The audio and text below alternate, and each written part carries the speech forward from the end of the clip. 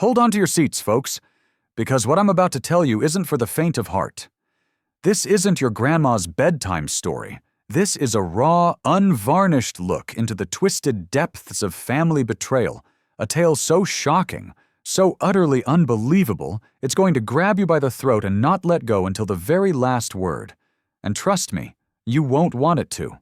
So before we dive headfirst into this abyss of deceit, do yourselves a favor. Smash that subscribe button, hit the like, and tell us in the comments where you're bracing yourself for impact. Because once you're in, there's no turning back. Dad, do you even understand that I need the money now, not after you die? The words, laced with venom and a chilling sense of entitlement, were barely out of her mouth before the antique porcelain coffee cup, a cherished wedding gift, exploded against the hard oak floor. Brown liquid, a dark, bitter premonition, splattered across the delicate floral patterns of our inherited Persian rug. Eleanor's face, usually a mask of carefully constructed charm, was a fiery crimson, her perfectly manicured fingers trembling with an uncontrolled rage that sent shivers down my spine. My grip on the inheritance documents, the meticulously planned future now reduced to a weapon in my own daughter's desperate hands, tightened until the crisp paper crinkled under my white-knuckled fist. 30 years. 30 years of careful planning, prudent investments, and countless sacrifices, all for her, all to ensure her future security, her comfort, her happiness. And now, this. Eleanor, I began, my voice a strained whisper against the ringing in my ears. I am not an ATM. You will receive your inheritance when the time comes, as we've always discussed. My son-in-law, Mark, sprawled in our plush leather armchair, a smug, almost predatory smirk twisting his lips. Come on, Arthur. She's your only daughter. What's a few thousand to help us out? A few thousand? The sheer audacity, the blatant lack of shame curdled in my stomach. Last month, it was his unforeseen business investment. Gambling debts, as I later discovered. Before that, Eleanor's insatiable shopping sprees, a bottomless pit of designer labels and fleeting trends.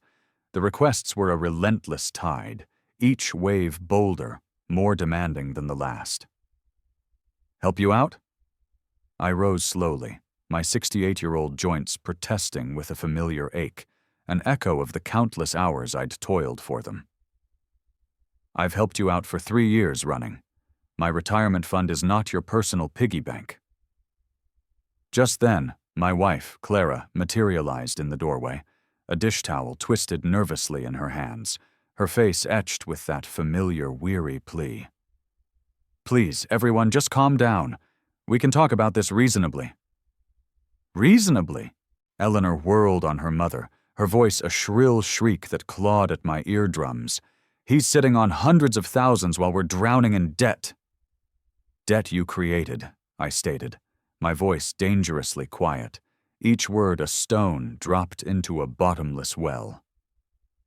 Debt from your choices. My gaze drifted to the mantelpiece, where our cherished family photo, a smiling portrait from happier times, lay face down. Had it fallen during Eleanor's latest tantrum, or had someone, in a fit of pique, deliberately turned it away? The silver frame, a cruel mirror, reflected only the harsh, empty brightness of the overhead light, a stark metaphor for the void in our family. Mark shifted forward, elbows resting on his knees, his eyes, cold and calculating, fixed on me. Look, old man, you're not getting any younger. Why not enjoy sharing your wealth while you're alive to see it appreciated? Old man. The disrespect, sharp and acrid, burned in my throat. This, from a man who had never held a steady job, who lived off my daughter's credit cards and my occasional begrudging generosity. Because I worked 45 years for that money, I articulated, each word a hammer blow, harder than the last. 45 years of 12-hour days, missed dinners, canceled vacations.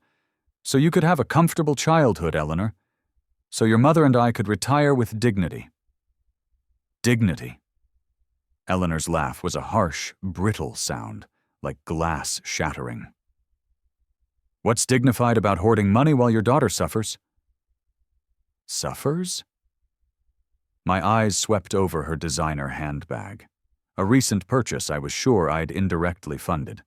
Her freshly highlighted hair, the expensive, glittering jewelry adorning her wrists and neck, Mark's brand new, ostentatiously branded sneakers. Their suffering looked remarkably comfortable. Your suffering is self-inflicted. The words escaped before I could rein them in, a dam breaking under years of pressure. Every crisis, every emergency, every desperate plea for money, you created them all. The silence that followed was taut, stretched tight as a piano wire, threatening to snap. Clara moved fully into the room, her face ashen, her voice a barely audible whisper. Arthur, maybe we should... Should what? Eleanor's voice cracked like a whip. Should keep enabling your selfishness? Should keep pretending you're a loving father instead of a greedy miser? The accusations, cruel and undeserved, struck me like physical blows. Greedy, selfish, unloving. 45 years of unwavering sacrifice, and this was my reward.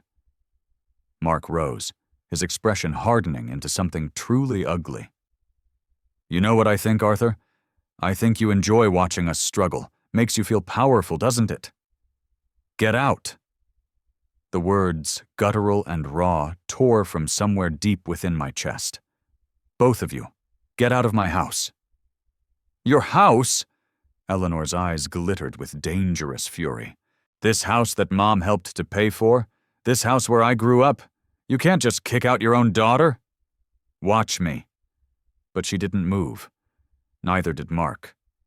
They stood there, two predators who had caught the scent of weakness, waiting for me to back down, waiting for the usual apology, the usual compromise, the usual check written to buy temporary fleeting peace. Not this time. I walked to the front door and opened it wide, letting the cool evening air rush in, carrying the sweet scent of honeysuckle and the distant, normal sounds of neighbors' laughter. Normal families, having normal conversations. How long had it been since we'd laughed together? Eleanor, I said, without turning around, my voice devoid of emotion. Take your husband and leave. Don't come back until you're ready to have a respectful conversation about your financial problems and your solutions that don't involve my wallet. You'll regret this, she hissed, grabbing her designer purse, the leather strap biting into her shoulder. When you're old and sick and need someone to take care of you, remember this moment. Remember how you chose money over family. Her heels clicked across the hardwood like gunshots, each step a declaration of war. Mark followed, pausing at the threshold, his parting words a low growl. This isn't over, old man. Family doesn't abandon family. The door slammed shut with a force that rattled the windows, leaving a silence that felt heavier, more oppressive than their shouting had been. I stood frozen at the front door, my hand still gripping the cold brass handle, staring through the decorative glass panels. I watched Eleanor's luxury SUV reverse aggressively out of our driveway, tires squealing on the asphalt, a final defiant roar. Clara's soft footsteps approached from behind. Arthur? I turned slowly. The living room, usually a haven of peace, now looked like a battlefield. Coffee stains darkened the Persian rug we'd bought for our 20th anniversary. Inheritance documents lay scattered across the hardwood floor like fallen leaves, discarded promises. The overturned family photo, a cruel mockery of happier times, caught the lamplight, its silver frame winking mockingly. 45 years, I whispered, more to myself than to her, the weight of the words pressing down on me. What? Clara's voice was soft, fragile. 45 years, I repeated, the memories flooding back, each one a fresh wound. 45 years I worked overtime shifts during her high school years, so she could have new clothes, college textbooks, That car for her 16th birthday. My voice hitched, a raw, ragged sound. The wedding we couldn't afford, but paid for anyway. Clara began to meticulously pick up the scattered papers, her movements careful, deliberate, as if handling fragile glass. She's struggling, Arthur. The gambling problem is her choice. The words came out sharper than I intended, laced with a bitterness I hadn't known I possessed. Every casino visit, every online bet, every lie about where the money went, her choices. I walked to the mantelpiece and righted the family photo. 5-year-old Eleanor smiled back at me, gap-toothed and innocent, perched on my shoulders at the county fair. When had that joyful child become this manipulative stranger, demanding my life savings? Remember when she wanted that dollhouse for Christmas? I asked, my fingers tracing the cold glass, a phantom touch of a forgotten dream. The one from the expensive toy store downtown? I worked double shifts for 2 months to afford it. Clara's silence was answer enough. We both remembered. Just like we remembered the ballet lessons, the summer camps, the brand new shoes because all her friends had them, every sacrifice, made gladly for our daughter's happiness. And now, she throws coffee mugs at me because I won't hand over my retirement fund. She didn't throw it at you, Arthur. She threw it at the floor. The distinction felt meaningless. The violence was the same, whether aimed at me or my possessions. The disrespect, identical. I bent down and picked up one of the inheritance documents. The legal language blurred as I read it, but I knew every clause by heart. Years of careful planning, conservative investments, delayed gratification. Also, Eleanor would be financially secure after we were gone. Mark's influence, Clara said quietly, her voice barely a whisper. He fills her head with these ideas about what we owe her. Mark didn't create her greed, Clara. He just gave it permission to show itself. The harsh truth hung between us, a suffocating presence. Our daughter had become someone we barely recognized, and we'd enabled it. By always giving in, always writing the check, always smoothing over her latest crisis with our money. My phone buzzed, a text message from an unknown number. But I recognized the writing style immediately. Dad, I hope you're happy. The kids need winter coats and school supplies, but apparently your precious money is more important than your grandchildren. Don't expect to see them anytime soon. Grandchildren. The ultimate weapon in Eleanor's arsenal. Lily and Leo, 8 and 6 years old. Innocent casualties in their mother's relentless war for my wallet. She knew exactly where to strike to cause maximum pain. I showed Clara the message. Her face crumpled. She wouldn't really keep them away from us, would she? But we both knew she would. She'd done it before, during smaller arguments. A week here, 2 weeks there, whenever we didn't immediately comply with her financial demands. The children, used as bargaining chips in her endless quest for money. Arthur, maybe we should reconsider. No. The word came out like a gunshot, echoing in the quiet room. No more. I won't be held hostage by threats about the grandchildren. I won't teach Lily and Leo that love can be bought, that family relationships are mere transactions. Clara flinched at my vehemence. In 40 years of marriage, she'd rarely seen me this angry. Even during our worst arguments, I'd never spoken with such cold finality. But something had shifted tonight. Some fundamental understanding about my daughter, about our relationship, about the future I'd imagined for our family. The illusion of loving sacrifice had shattered as completely as that coffee mug. My phone buzzed again. 6 days later. I sat on our front porch with the Sunday paper, a desperate attempt to cling to some semblance of normalcy on this Father's Day morning. The coffee had grown cold in my mug, but I held on to it anyway, watching neighbors emerge for their weekend activities. The Millers were loading their car for what looked like a family outing to the lake. The Davises were working in their garden, their easy laughter drifting across the quiet suburban street. Inside, Clara moved around the kitchen, the soft clatter of breakfast dishes a familiar, comforting sound through the open window. We'd spent the week in careful conversation, dancing around the Eleanor-shaped hole in our family dynamic. Neither of us had heard from her since that night. No calls, no texts, no surprise visits demanding money or reconciliation. The silence felt unnatural, almost sinister. In 3 years of relentless financial crises, Eleanor had never gone this long without contact. Usually by day 3, she'd be calling with apologies and smaller requests, testing the waters before launching into her next major plea for money. But this was different. The completeness of the silence felt deliberate, calculated, almost like the calm before a storm. Part of me, a small, weary part, felt relieved. The larger part, however, worried. The rumble of a delivery truck broke through my thoughts. I looked up from the sports section to see a brown express post vehicle slowing in front of our house. Strange. We weren't expecting anything, and Sunday deliveries were rare, reserved for those willing to pay extra for weekend service. The driver hopped out, consulted his handheld device, then grabbed a medium-sized box from the back. He approached with the practiced, almost robotic efficiency of someone working holiday overtime. "Arthur Maxwell? That's me."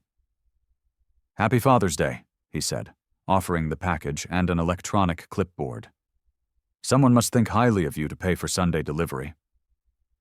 I signed my name, my eyes scanning the shipping label as he walked away. No return address visible, just generic shipping information. The box felt surprisingly light for its size, roughly the dimensions of a shoebox, but weighing maybe 2 pounds at most. "Who's that from?" Clara called from the kitchen doorway, wiping her hands on a dish towel. "No idea." I carried the package inside, setting it on the coffee table where the inheritance documents had scattered just 6 days earlier. "No return address?" she asked, approaching, her expression a mix of curiosity and caution. Clara had always been more suspicious of unexpected deliveries than I was. Too many years of hearing about package bombs and mail fraud on the evening news. "Maybe it's from the grandchildren," she suggested, but her tone lacked conviction.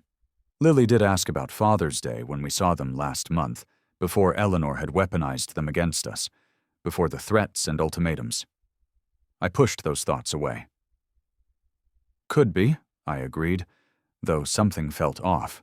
The timing seemed too convenient, too calculated, and Lily, as much as she loved me, wouldn't have paid for special Sunday delivery. Clara leaned closer, examining the box with the methodical attention she brought to everything from grocery shopping to crossword puzzles. Her fingers traced the edges of the shipping label. "Arthur," she said slowly, her voice dropping to a whisper. "Don't open it." "Why?" She pointed to something I'd missed entirely in my casual handling. "Can't you see the holes? They're for breathing, which means something alive is inside." My stomach dropped. Now that she'd pointed them out, I could see tiny punctures in the cardboard, barely visible unless you knew to look. Small, precise holes that someone had clearly made on purpose. "Breathing holes," I repeated, my voice flat, devoid of all emotion. "Something's alive in there," Clara confirmed, backing away from the coffee table, her eyes wide with dawning horror. "The question is, what?" We stood there in our living room, staring at the innocent-looking package as if it might suddenly sprout legs and run away. The morning sunlight streaming through our windows seemed less warm now. The suburban quiet more ominous, charged with an unseen menace. "Who would send us something alive?" Clara whispered, her voice barely a breath. But even as she asked the question, I felt a cold certainty settling in my chest, a dawning, terrible realization. The timing, the anonymous sender, The Sunday delivery that ensured we'd be home and unsuspecting. This wasn't a gift. This was something else entirely. Something malevolent.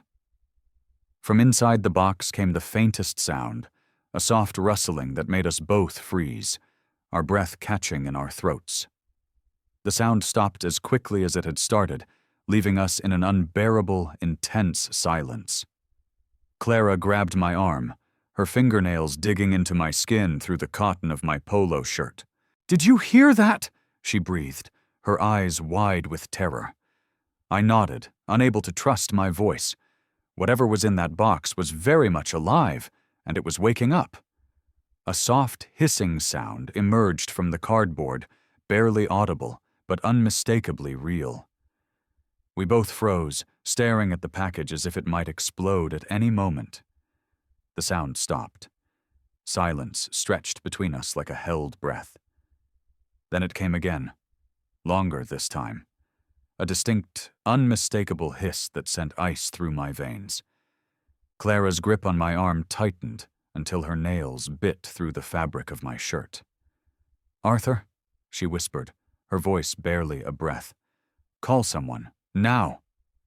My hands shook as I pulled out my phone, muscle memory taking over while my mind struggled to process the terrifying reality we were facing. The numbers felt foreign under my trembling fingers. 911. What's your emergency? We have a suspicious package here. The words tumbled out faster than I intended, with something alive inside. It was delivered this morning with no return address, and it's making sounds. Sir, can you describe the sounds you're hearing?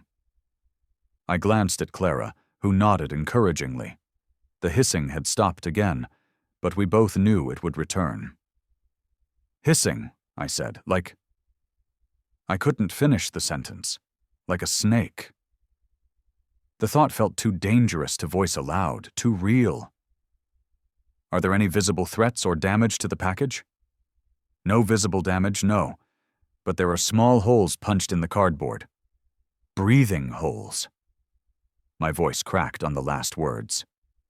Sir, I am dispatching officers to your location immediately. Please maintain a safe distance from the package and do not attempt to open it. Can you move to another room?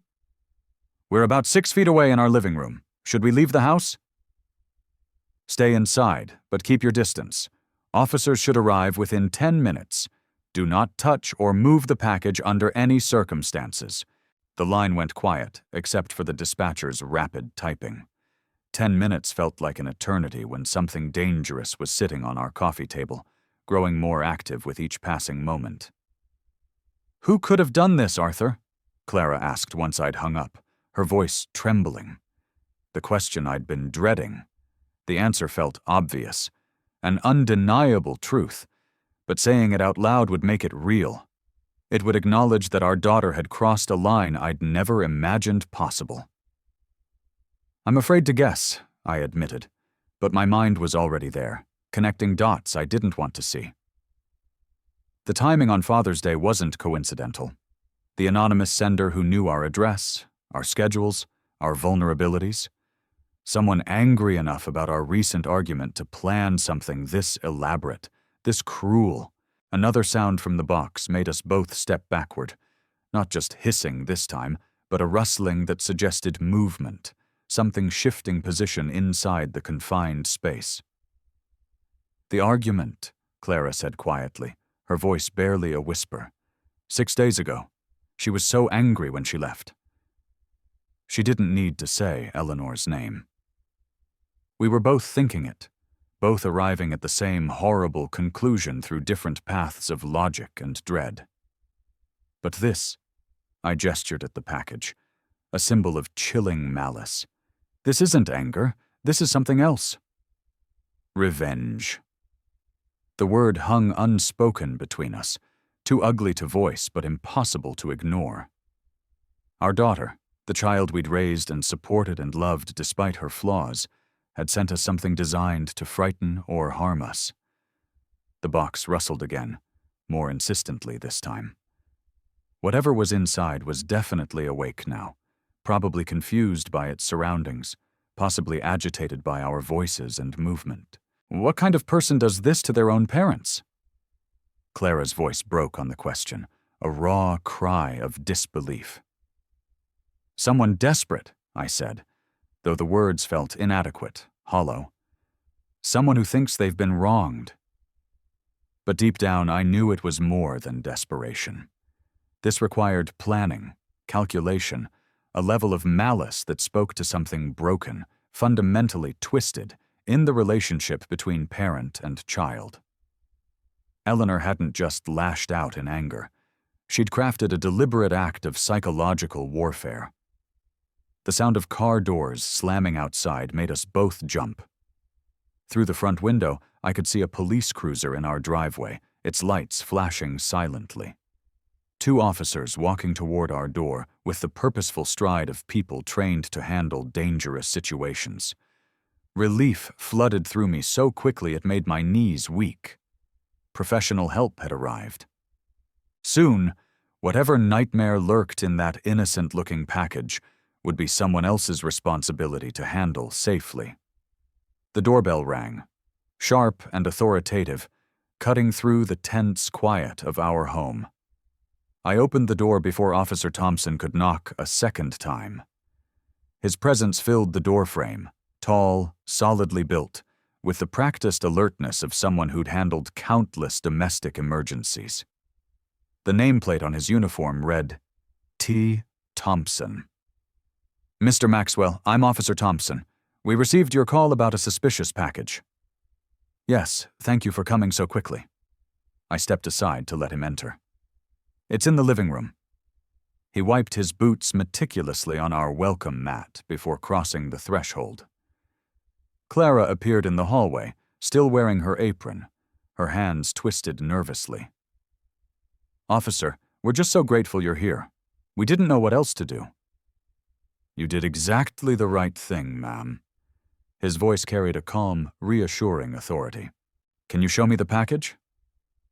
We led him to the living room, where the box sat on our coffee table, looking smaller, somehow less threatening, now that professional help had arrived. Officer Thompson approached carefully, pulling latex gloves from his utility belt. When did this arrive? About 35 minutes ago, I said. Sunday delivery. Someone paid extra for weekend service. He examined the shipping label without touching the box. No return address visible.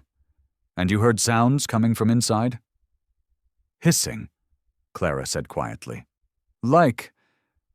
She couldn't finish. Like a snake, Officer Thompson completed matter-of-factly. I've handled similar situations before. Usually non-venomous, but we take every precaution. He reached for his radio. I'm calling animal control. They have proper equipment for safe removal. Dispatch, this is Unit 37 requesting animal control services at 14222 Elmwood Drive. Suspected snake delivery in residential package. The radio crackled back with confirmation. 20 minutes for animal control to respond. Officer Thompson turned back to us, shifting from procedural efficiency to investigative curiosity. Do you have any idea who might have sent this? The question I'd been dreading. I felt Clara's eyes on me, waiting to see how I'd respond. I don't know, I said carefully. Probably just some kids playing pranks. His gaze sharpened slightly. Kids would need access to live animals, shipping materials, knowledge of your address. This required planning and resources, Mr. Maxwell. My mouth went dry. He was right. Someone with means and motive had deliberately sent us a snake on Father's Day. Have you had any recent conflicts, family disagreements? Family disagreements? The phrase hung in the air like an accusation. Clara tensed beside me, both of us walking the tightrope between honesty and loyalty. Nothing that would lead to this, I managed, my voice strained. Officer Thompson studied my face, noting the hesitation, but he didn't push. Instead, he pulled out a small notebook. Any unusual charges on your credit cards recently? Pet stores? Exotic animal suppliers? The question hit me like a physical blow. Pet stores. The memory crashed over me with terrible clarity, that charge I'd noticed on last month's statement. Eleanor used my credit card for emergencies. Reptile Haven, $150. I'd assumed it was something for the grandchildren. Not a snake. Never a snake. Mr. Maxwell, are you all right? I forced my expression back to neutral, though my heart hammered against my ribs like a trapped bird. I'm fine, just processing all this. But I wasn't fine. The puzzle pieces were falling into place with horrifying clarity. The timing, the knowledge of our routines, the access to my credit card, the deliberate cruelty of choosing Father's Day. My daughter had sent me a snake. Will you be filing a formal report? Officer Thompson asked. We can investigate the package origin, pursue charges if we identify the sender. I looked at Clara, saw the same conflict behind her eyes. Part of me wanted justice, a burning desire for retribution. But the larger part, the part that had spent 40 years protecting Eleanor despite her flaws, couldn't bring myself to turn her over to the police. No, I said quietly, the word tasting like ash in my mouth. I don't want to make a mountain out of a molehill. If it's just a prank, filing charges seems excessive. Officer Thompson made a note, though his expression suggested he'd heard this response before. Family loyalty trumping justice, even when family members crossed dangerous lines. Another vehicle pulled into our driveway. Through the window, I could see a white van with Animal Control Services painted on the side. That'll be Dave Miller, Officer Thompson said. Best wildlife specialist in the county. He'll have this resolved safely within the hour. But as I watched the animal control officer grab his equipment, I knew the real situation was just beginning. Dave Miller from Animal Control worked with the methodical efficiency of someone who'd handled stranger situations than ours. Within 20 minutes, he'd safely extracted a 3-foot corn snake from the shipping box, confirmed it was non-venomous, and loaded it into a secure carrier for transport to a local reptile rescue. Beautiful specimen, he said, securing the carrier in his van. Someone paid good money for this one. Corn snakes make excellent pets when properly cared for. Shame someone used it for whatever this was. Officer Thompson shook hands with both of us before departing. Call if you remember anything else about possible senders, Mr. Maxwell. Even pranks like this can escalate if left unchecked. I nodded, maintaining the facade of cooperation, while my mind churned with darker possibilities. Both vehicles disappeared down our quiet suburban street, leaving Clara and me alone with the morning's aftermath. The living room felt different now, violated somehow, despite the professional cleanup. The coffee table bore faint water stains where Dave had disinfected the surface. The scattered inheritance documents had been restacked neatly, but their symbolic power had shifted. They were no longer tools of family planning, but evidence of the betrayal that had triggered this morning's events. Clara busied herself in the kitchen, running water in the sink with unnecessary vigor, stress cleaning, her standard response to family crises. I stood at the front window, watching the Millers return from their Father's Day outing, their car loaded with picnic gear and children's laughter. Normal families, normal Sunday mornings, normal fathers who didn't receive venomous surprises from their daughters. The credit card charge burned in my memory like a brand. Reptile Haven, $127.50. 3 weeks ago, right after our argument about the inheritance. Perfect timing for planning revenge. My phone felt heavy in my hands as I scrolled to Eleanor's contact information. Her smiling photo looked back at me, a picture from Lily's birthday party last year, before the financial demands had escalated, before the threats about grandchildren access, before this morning's snake delivery. Are you really going to call her? Clara asked quietly from the kitchen doorway. I need to know for certain. And if she admits it? The question hung between us like a challenge. What would I do if my suspicions were confirmed? What action could a father take against a daughter who'd crossed such a fundamental line? I didn't have an answer yet, but I knew the conversation was necessary. The phone rang twice before she picked up. Dad? Eleanor's voice carried an artificial brightness, the tone she used when she wanted something or was hiding something. How's your Father's Day going? My grip tightened on the phone. How's my Father's Day going? If she was innocent, the question was natural. If she was guilty, it was cruel mockery. Interesting morning, actually. I kept my voice neutral, conversational. Eleanor, you wouldn't happen to know anything about a strange Father's Day gift? No, Dad. What happened? Her response came quickly, almost too quickly, but it was what happened next that confirmed my worst suspicions. In the background, unmistakably, I heard Mark's quiet laughter.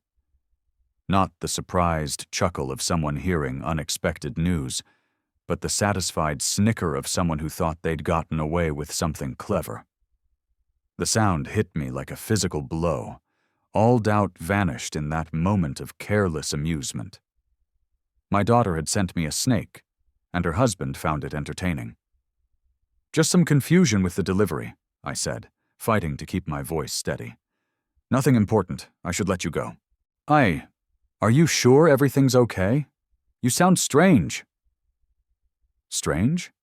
I was discovering that my only daughter had tried to terrorize me with a live reptile, and she thought I sounded strange.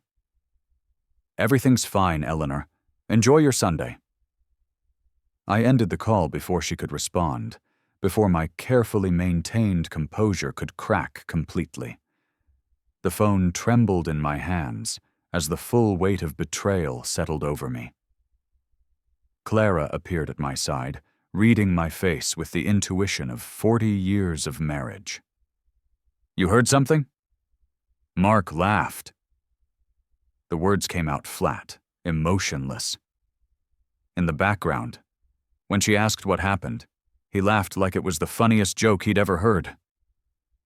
Her hand found my arm, a steadying presence in the shifting landscape of our family dynamics. What are you going to do?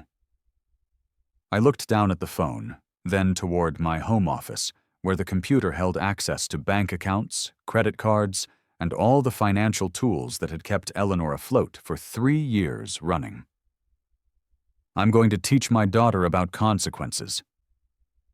7 o'clock found me sitting in my home office, door closed, the computer humming quietly in the evening stillness. I'd spent the afternoon in careful thought, walking through our neighborhood, reviewing 40 years of financial decisions that had brought us to this moment. The anger had settled into something colder, more purposeful. My desk held the accumulated evidence of a father's generosity. Bank statements showing monthly transfers to cover Eleanor's rent, credit card bills I'd paid without question, insurance premiums, car payments, emergency loans that were never repaid, 4 decades of enabling disguised as love. The leather portfolio beside my keyboard contained documents I'd reviewed dozens of times, copies of checks written for her wedding, receipts from the car I'd sold to pay her gambling debts, bank transfers labeled emergency assistance that had become monthly obligations. Each piece of paper told the same story of a daughter who had learned to see her father as an endless source of money rather than guidance. The computer screen glowed as I navigated to our online banking portal. My fingers moved steadily across the keyboard, typing the familiar passwords I'd never shared with Eleanor, though she'd managed to access plenty without them. First, the credit card account, the same one that showed the Reptile Haven charge from 3 weeks ago. Eleanor appeared as an authorized user, a status I'd granted her during college for emergencies, 20-year-old emergencies that had multiplied into a permanent lifestyle. I clicked on Manage Users. The system prompted me with security questions, my mother's maiden name, the street where I grew up. Simple answers that unlocked access to tools I should have used years ago. "Remove authorized user?" the screen asked in neutral blue text. My cursor hovered over confirm for perhaps 10 seconds, not from hesitation, but from the profound shift I felt occurring within myself. 4 decades I've funded your irresponsibility. Enough. I clicked. User access revoked. Changes will take effect within 1 business hour. Next came the PIN changes. Eleanor had somehow learned the numbers, probably watching over my shoulder during one of our many financial rescue missions. I selected new digits, the year Clara and I were married. Numbers that meant something to our relationship, but nothing to my daughter's schemes. The automated payments required more attention. Monthly transfers to her checking account, the recurring payment for her car insurance, a subscription service for her gym membership that she'd convinced me was essential for her mental health.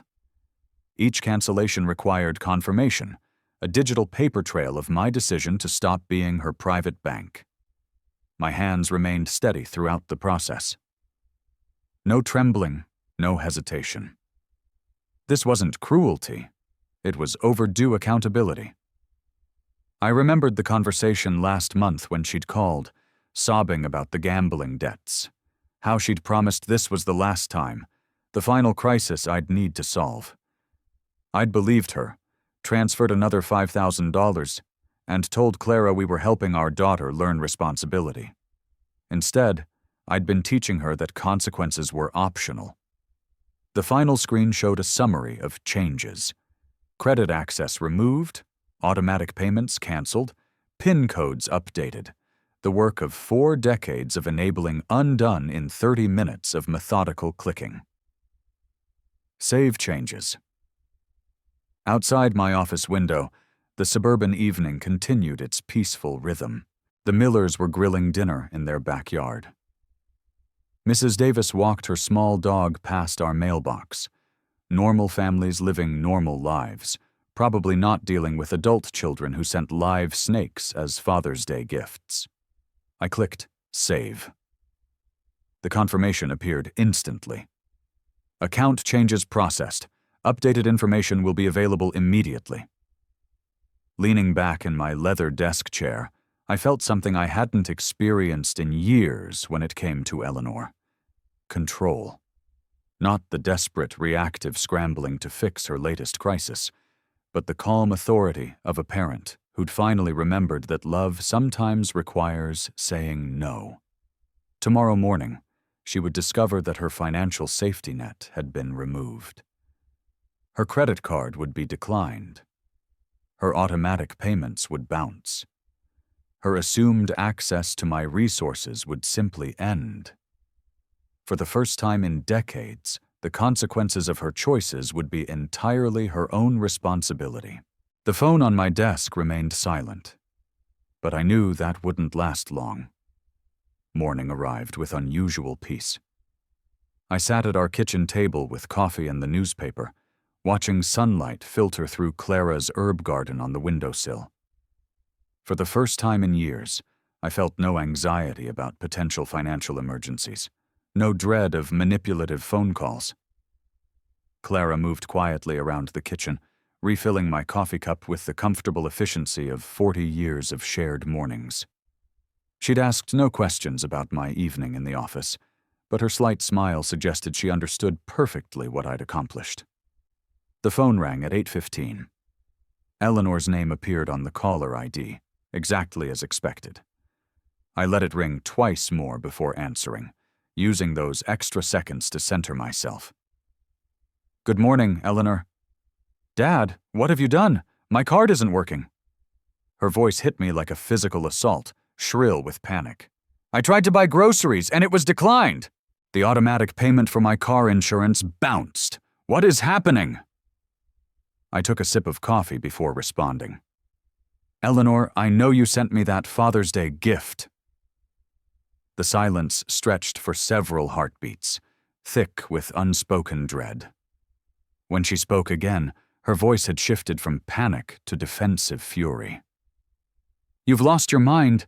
How could you set me up like this?" Set her up? Not, "What are you talking about?" or "What Father's Day gift?" The woman who had sent me a snake was now accusing me of setting traps. Her reaction told me everything I needed to know. "I didn't do anything," I said calmly. "I simply stopped paying for your irresponsibility." "This is insane. You can't just cut me off without warning. I have bills, obligations, responsibilities."